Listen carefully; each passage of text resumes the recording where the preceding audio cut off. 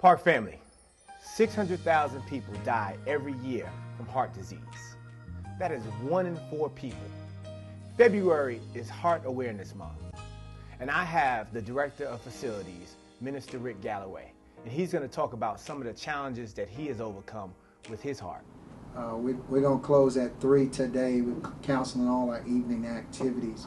Minister Rick Galloway has been Director of Facilities for over 13 years at the Park Church.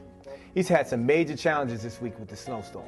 The week actually started on last week and planning in preparation for the snowstorm that we were going to face on this week. So we started our preparation, lining up our vendors to be prepared to be ready for the storm. And equipment has been a challenge because with here being in the South, we're not really prepared as well as in the North with equipment.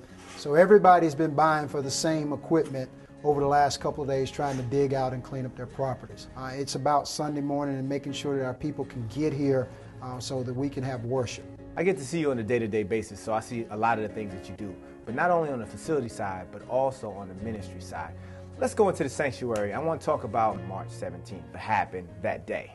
Sometimes the roads we travel are hard. So you know what? I always wanted to ask you, man, what happened that Sunday?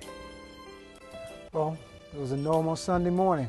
Got up, took my time of preparation and prayer and study, finishing up my word for preparing to preach at the 8:15 service. And so drove to the church, stood up to preach, and 5 minutes into my sermon, started having this pain in the back of my arm. Completed the sermon, and I was still in great pain, and so after the benediction, the pain moved from my arm to my heart. My chest started hurting, and I knew something was wrong at that point. So how has this life-altering event impacted the dynamics of you and your family? Well, first of all, it has impacted both my wife and my daughter. After my heart attack, probably about 3 months after my heart attack, my wife told me how concerned she was about being a possible widower. So we've had that conversation. So one of the things that my wife has been is a very great cheerleader in my life. When she sees me slipping, she is on me about my diet, about making sure that I'm getting my rehab in, because she knows how important it is, and she's seen the changes within my body.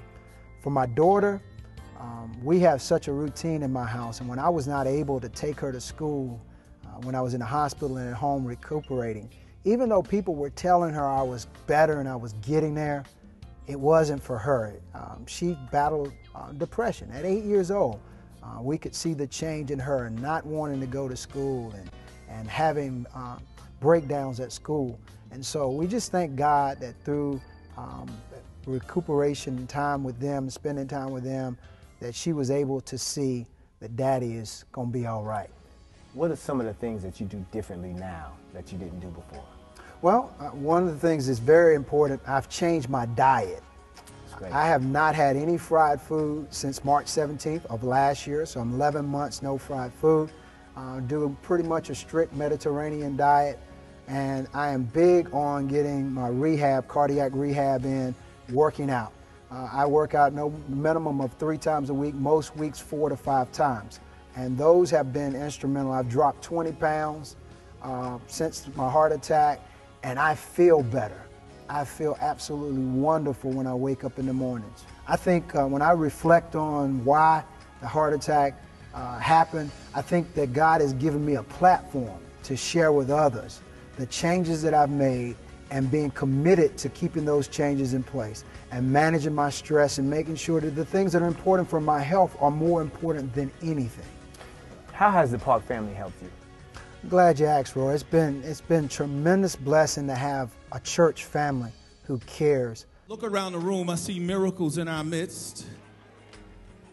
But if you don't mind, I'll tell you one story about my brother, Rick Galloway. My brother had a heart attack and God still kept him and he's still here. It started on the day I had my heart attack and just hearing the stories of people in the emergency room waiting to hear what was going on. It really lets you know how much you're loved. Don't take life for granted. Nothing's promised to any of us. So make sure that you live your life to the fullest for what God's purpose and plan is for your life. And don't take family and friends for granted. And encourage others. When you know people are not doing what they need to, encourage them. Heart disease is a serious problem in the African American community. And we have to start talking about it, and we have to challenge each other to live according to God's plan so we can live life to the fullest. Park family, I'm here to report that Minister Rick Galloway is doing an awesome job balancing his work, life, and ministry experience. We have so many programs here at the Park Church. Please get connected.